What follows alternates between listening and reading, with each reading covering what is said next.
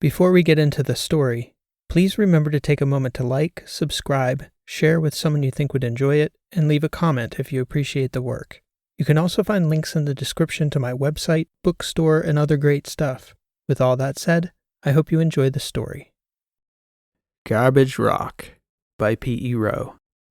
Interview number 4766, Barrier System 13, Danisport, Scout City.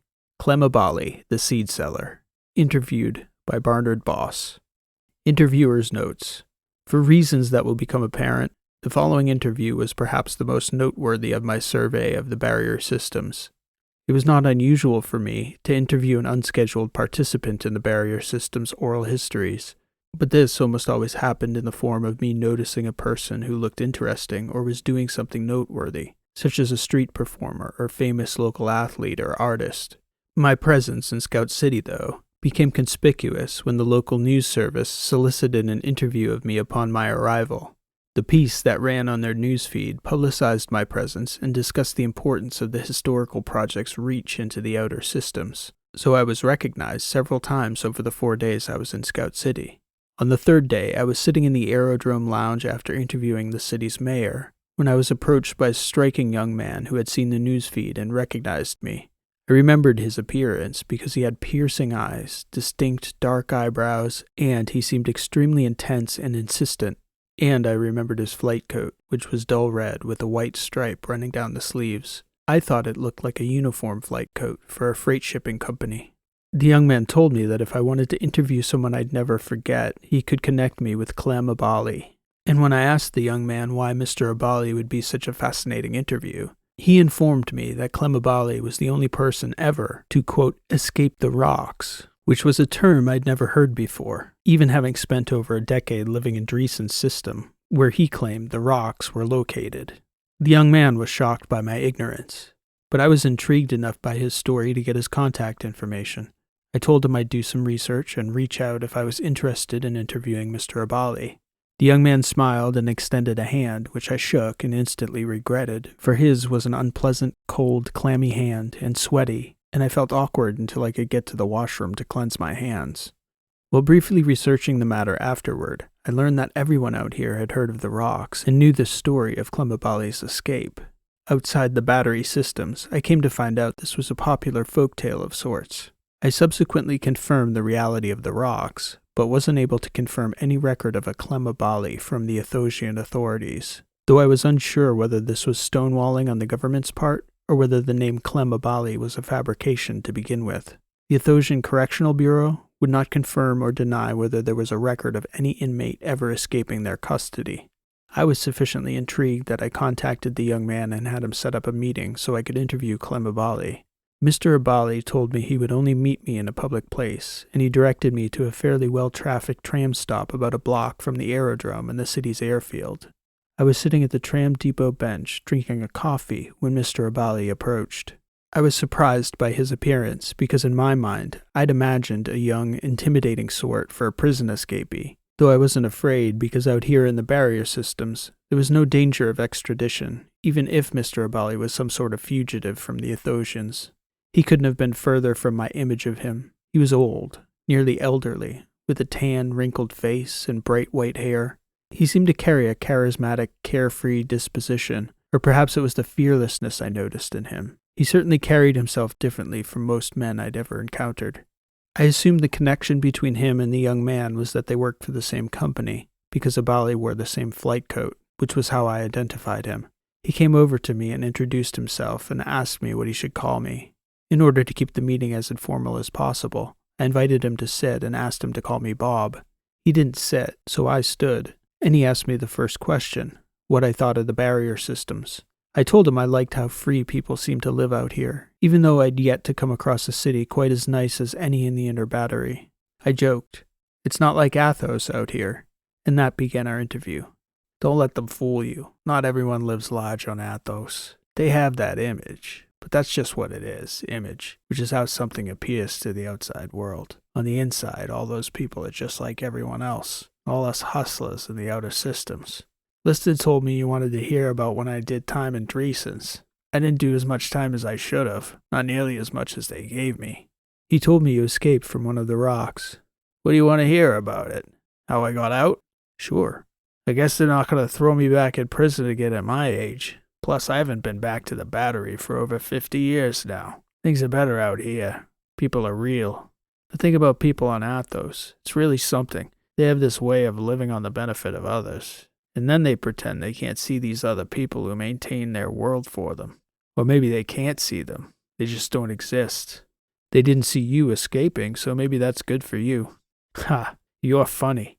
They didn't see me. No, not that day. How did you escape? How did I get off the rock? Don't you want to know how I got on the rock in the first place? Sure, tell the whole story. Tell it how you remember everything. How'd you end up there in the first place? Yeah, sure. I was a trader. That's a long story how I got into that, but that's what I was doing when I got pinched. Back then I was working for my uncle, trading in bots. They had billions of them in Dreesens. It was almost unbelievable how many bots there were on those rings. But once you see the size of those rings around Athos and Iophos with your own eyes, you have to imagine it took 1 billion steelworking units 1,000 years to put them together. And when you have, I don't know how many people it was back then, let's say 2 trillion people living there, something like that, you have to regulate the bots. Strict licensing. This operating system could go on that unit, only so many AI per cohort, only so much operating speed, general intelligence, and so forth.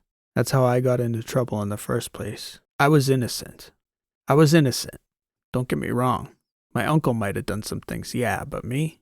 I was clean. But you sold some AIs you shouldn't have? That's what I got accused of. Cloning AIs and selling them to ordinary people. The business leaders and politicians, it was okay for them to have whatever AI they wanted. Managers, teachers, engineers, and their assistants, regular citizens, they got what they were given. We had access. And those hard recycled units were mostly left over from the construction era. They had pretty good capacity to run some sophisticated beings on them. It was a serious thing to get accused of. They sort of viewed it as a form of subversion, which it was, when they see their betters come down to them saying, no, we can have this unit, but not you. It kind of gave the game away, put a truth to the lie about their gigantic little false utopia there on Athos. I thought you were innocent. I never said I was innocent. I said I was clean. I never did nothing wrong. But you ended up on one of the rocks. Yeah, Frequency. Its call sign was Frequency, but everyone in there called it Garbage Rock. The prisoners, the guards. I don't know how many rocks like it they had in Dreesens, but some sick politician got the idea to put all their prisoners in the asteroids. I guess they figured they didn't want them to be seen, so they put them in a place they could never get out of, never be seen again. But you did. Maybe I did, yeah. I don't know if I was the only one ever, but nobody done it before. Probably somebody did it after. Maybe not. How did you get out? Well, that was the only crime I did, really. I didn't hurt nobody. Not really. Inconvenienced is probably the right word. Do you want to hear the whole story or just how I got off the rock? I'm not in any rush. Neither am I. You get to be my age, you don't rush anymore. Those days are over. Anyway. So what was it like being in there? You had to understand. It's like anything else. People build up these ideas around them. Identities, values, stories. You have to understand the real from the fake. The whole thing was a production. Very theatrical. It's real, yeah. The first time you go in on the transport ship, the bots perform their role. The human guards tell you, so this is how it's going to be out here, and so forth. And I guess I could see the unreality of it, how each guy was just playing out his role. I used to picture each guard as an 8-year-old, trying to figure out which kid he was on the playground, which ones grow up to be prison guards. Then they were just funny to me. But the image, that first image when you get pulled off the ship, you're inside this enormous cavern where the ships dock up, and they leave you there when the ship pulls away and the nanosheet goes up.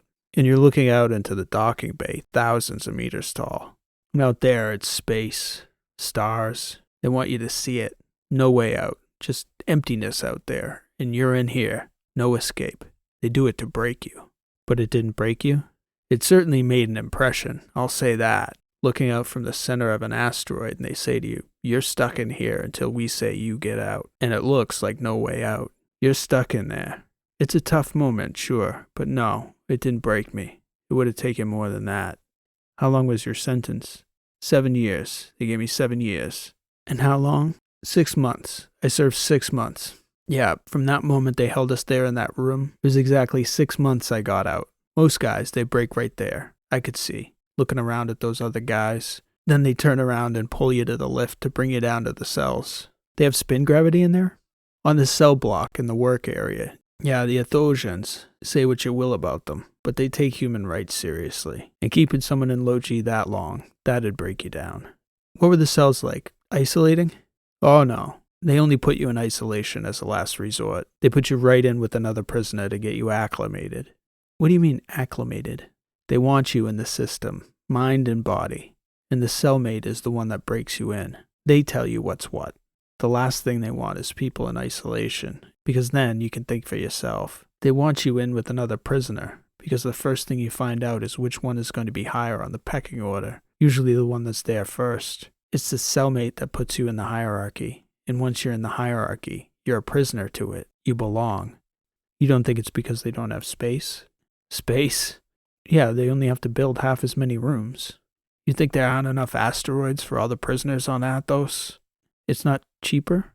Trust me, they don't do it to save resources. It's to keep the hierarchy all under the same thinking. If they allow you too much time alone, people can start thinking for themselves. One person thinking for himself can break an entire system. They want that hierarchy on you. That's what gets you to behave. The crowd moves one way, everyone moves that way too. Humans are social creatures. So you had a cellmate. Yeah, Worm. His name was Worm. His last name was Warmeister, and nobody but the guards knew his first name. The guards called him Warmeister, and he told me he always went by Worm, even as a kid. What was that like, the first time you got put in a cell with him? He was a huge guy. He was? Oh yeah. He was a full head taller than me and built like an Terran strike infantry model. And he walked me right up against the wall. Told me I was on the top bunk, what I could touch and couldn't touch. Touch my bunk and I'll beat your brains out. The whole thing. I think they paired me with him on purpose.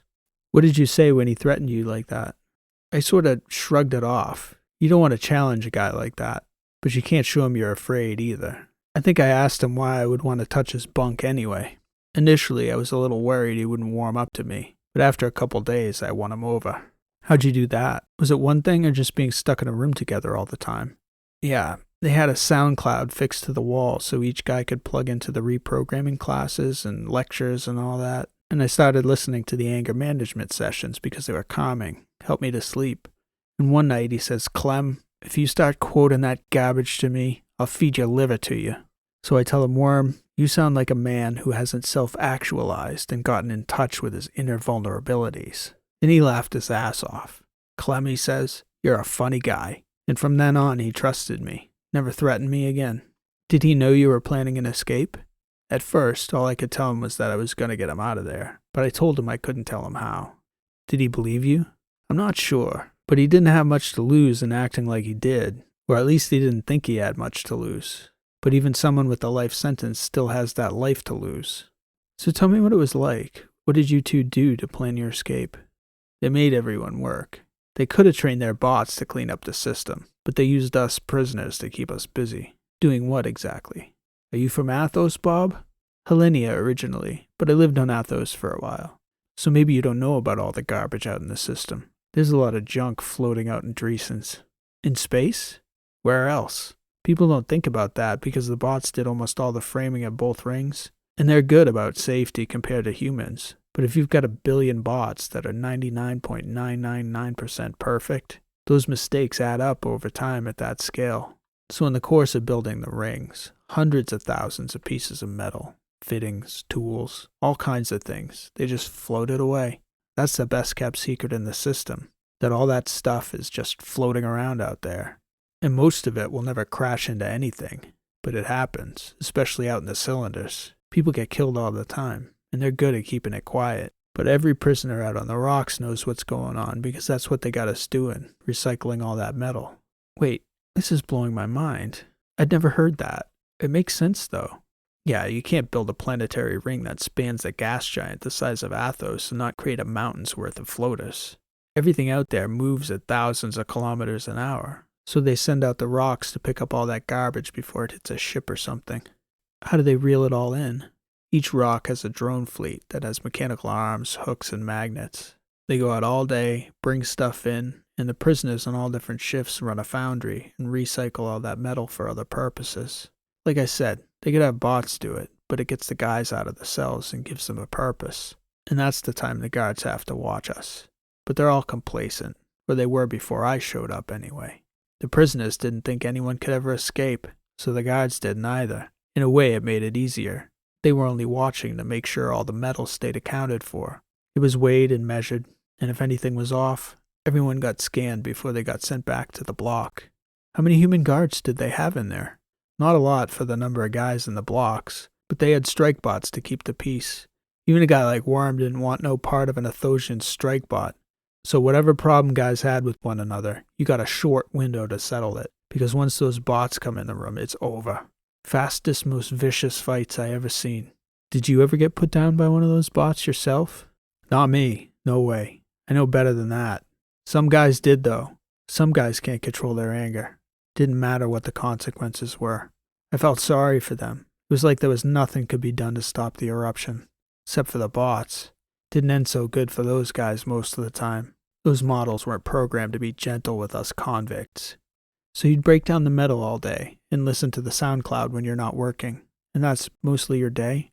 Not much else in there, no. Grub, sleep, chess sometimes. So, at what point do you start plotting your escape? Right away. I was figuring things out from minute one, day one. There's no way I'm doing 7 years. How do you even begin to plan a prison escape from an asteroid? Well, the first part is the real part, right? They tell you there's no way off the rock. But the guy telling you is on a 3-day shift, and then he goes home to his family on Athos or the Cylinders or wherever he's from. So really, what they're telling you in so many words is there's no way off the rock for you prisoners. Me? I'm going home in 3 days. So the first question is, how do you get home, Mr. Guard? Then the next question is, how do I hitch a ride? And then you gotta work back from there. So I had to convince Worm to do a lot of things, cause distractions, gather information, talk to guys. Because you get one shot at it, and it's right at the time security is highest, because that flight is the only way on or off for a human. Then you gotta start to learn the patterns of the guards, their personalities, their habits, when they come and go. 3 months or so in, I had my target. Young kid named Presky. Personable, dumb, wanted to be everyone's friend, or acted like it anyway. Why'd you choose him? We were the same height. Plus, like I said, he was stupid. So Worm started charting out his movements, especially on the days he would get off shift. Then we had to figure out all the procedure and protocol for guards getting off the rock. Most of it we could plan. Other parts I would have to improvise on the fly. Presky's shift would arrive in the morning, so we knew they changed shifts while we were asleep, which actually made things easier. We just had to figure out exactly when they left. How'd you manage that if you were sleeping? Worm asked Presky. Like I said, he was dumb, and he wanted to be friends with everyone. He had no idea Worm was feeding me information, and he figured Worm for an idiot, because he was. So Presky just thought they were making harmless banter, commiserating about working the night shift. And really, he was feeding me logistical information about when the shuttle arrived to bring the guy home, exactly when to make my move. What did you do to Presky? Like I said, he was inconvenienced. And Worm? Still incarcerated for all I know. How did it all go down? Day of, we worked our regular shift in the foundry, and my plan was to get everyone all amped up by starting a fight in the sorting room. So I get Worm to start taunting one of those guys who just can't control himself. Guy about my size everyone called Switch. When he went off, nobody wanted to be near him. Even Worm was a little nervous. The guy was so angry. I can't remember what Worm said to get him going. Called him stupid. Maybe something about his mother. Real dumb stuff. So Switch goes off, and he and Worm start pounding on each other. And I jump in to make it seem like it's an all-out brawl, and 3 or 4 other guys jump in too. And in come the strikers. So I sneak out of the pile and put my hands up before the strikers start throwing bodies around. Switch got the worst of it from Worm, but he got his punches in too. Then the strikers started pounding on both of them to set an example to the rest of us. The whole thing was over in less than a couple minutes, but a lot can happen in 2 minutes. It was the worst fight I seen the entire time I was in there. Worm was all banged up, but he was smiling. He liked a good fight, plus he thought the plan was working. We all got separated and brought to different sorting stations, and they doubled up the guards and strikers on our detail for the rest of the afternoon. Presky, who'd gotten pretty friendly with Worm, hung close to our block trying to calm everyone down. Worm got worse as the day went on. The strike bots banged him up in the chest pretty good. The plan was to fake a serious injury, but as the afternoon wore on and we were back in our cell, Worm started moaning for real down on the bottom bunk. He was determined, though, not to show any serious signs of trouble till the lights went out. Presky came by twice in the evening to check on Worm, and he said he was okay, but he wasn't. He was struggling. I could hear. I kept saying to him, "You all right down there, big fella?" "Even better when we get out of here, Clem," he'd say back. "Just a couple more hours," I told him. We waited and Worm fell asleep, and the plan was for Worm to make like he was struggling to breathe, and I couldn't wake him up. Then, when Presky came in to see what was going on, I'd jump down, choke him out, and walk out wearing his uniform. Presky came into your cell by himself? No, with 2 strike bots. Always. That was the protocol. Didn't the bots take you out? What did I tell you I went in for? Illegal AIs. I know a few things about how to manipulate bots. With no tech? Who said I didn't have any tech? Didn't they scan you going in? Of course they did. But you can't scan for tech you don't know exists, can you? What about the other guards, though? Couldn't they tell that Presky was missing? He wasn't. I don't understand. I walked right onto that shuttle with the other 5 guards from Presky's shift, sat down, and pretended to drift off to sleep so nobody would talk to me. When the shuttle landed at Athos, one of the other guards tapped me on the shoulder. I pretended to wake up, and got up and walked off the shuttle and disappeared into the crowd on the ring. I snuck off Athos in a pillbox in the freight container on a friend's cargo ship. 2 days later, I got out of the pillbox in Atalanta, and I never went back to the battery since.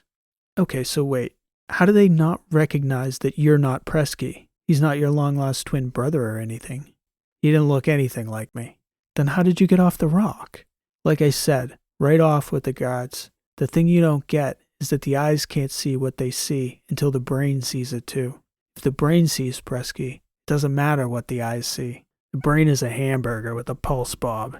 There's tech in this galaxy that can make it see anything. Just like it can make a dumb AI act like a smart one, and make a smart one mistake a prisoner for a guard. Tech like that can't be legal. You joking? I don't know. I've never heard of anything like that before. That's the thing about you battery folks. You think there are rules out here. Before humanity split, there were no constrictions on AI. They created beings in sealed boxes with no moral limitations, no ethical constraints, technologically perfect psychopaths. Some of the things those AIs thought of gives me chills. Just like the asteroid, Bob. You can put your troubles in a box. That doesn't mean they'll stay there. How was Worm supposed to get off the rock, Clem? He wasn't. I told him I would get another uniform and be back for him in an hour. He was so dumb he thought I was coming back for him. He could be dead for all you know. Could be him and Presky are dead. What do I care? Both those guys belong on Garbage Rock, alive or dead. What kind of AIs were you trafficking on Athos, Clem? What do you think, Bob? I don't know, that's why I'm asking. Let me ask you something, sport. Did you feel better about yourself, about your big, pretty rings before you talked to me? So confident, just like the rest of them. So proud. They used to say pride comes before a fall. How far do you think you people from the battery have to fall? I shook my head at Clem and shrugged, as I didn't have a proper answer. You can't even conceive of it. You. Falling. What did I sell on Athos? I sold seeds. You can sleep well at night knowing how many seeds got planted. I'm done talking. I hope you were listening good. Tell them all back home to listen good. Interviewer's notes continued. I didn't thank Clem Abali or shake his hand, as I'd done in all the thousands of interviews I'd conducted among the outer systems. He merely walked away, seemingly disgusted with me. By what exactly I'm still not sure. Normally I let a person's words stand alone in an interview, but given the nature of what Clem Abali reported to me during his interview, I cannot leave the following occurrence out of the account. When he'd finished talking, Clem walked away with his back turned, and I followed him with my eyes as he left. His flight coat was distinct, that dull red with that white stripe running all the way from the shoulders down the sleeves to his wrists, where he'd rolled the cuffs back. It was impossible to mistake him from anyone else, even in that crowd. Clem walked about 30 meters toward the aerodrome that housed the shuttle between the city and the airfield. As he turned the corner, the wearer of that distinct coat suddenly no longer appeared to be Clem Abali, or at least that person whose face I'd accepted as belonging to that name. I could clearly see the same striking dark eyebrows of the man I'd seen in the aerodrome lounge who'd recommended I talk to Clemabali in the first place, with him moving away from me and shortly disappearing behind a building thereafter. What little else I could discern of his face at that distance was turned down in a sharp, nefarious smile. I struggled for some time to think of a way he could have manipulated my mind so convincingly without ever having come into contact with him, until I remembered the handshake, that clammy hand. Still, I have no sense for what he could have passed through my skin with a simple handshake, and the several scans I've undergone to answer that mystery haven't unearthed a thing. Among the billions of good-hearted pioneering people of the barrier systems, Clemabali, the seed seller, walked free, sowing wild tales I hoped were nothing more than fiction, though judgment tells me what I encountered here was real. Whatever else Clemabali was sowing out here apart from stories, I hope the good people of Athos will never come to know. Garbage Rock. This has been an original story written and read by P.E. Rowe. Thank you for listening. I hope you enjoyed this story. If you did like what you heard, please show your appreciation by liking, subscribing, and leaving a comment. I also have a growing collection of other sci-fi stories like this one, freely available on this channel and on my website, rowlit.com. In addition, I've put together collections of my stories in paperback, ebook, and audiobook if you're interested in getting portable, ad-free access to my sci-fi shorts. And it's a great way to help support the creation of more stories like today's. The first collection, The Prospectors, is available in all 3 formats, and the second collection, Failsafe, is just out this week in ebook and paperback. Both are available through the link in the description. This year, I'll be uploading a new sci-fi short every Thursday morning, so please check back here if you enjoyed listening to today's story. If you just can't wait or you prefer to read for yourself, I'll be publishing the text version Wednesdays on my Substack, which is linked in the description as well. I'd like to thank Isaac Arthur and his team at SFIA for generating so many great themes like today's topic. I hope to catch you back here next week for another new story. Thanks for listening. This has been P.E. Rowe, and I'll see you next time.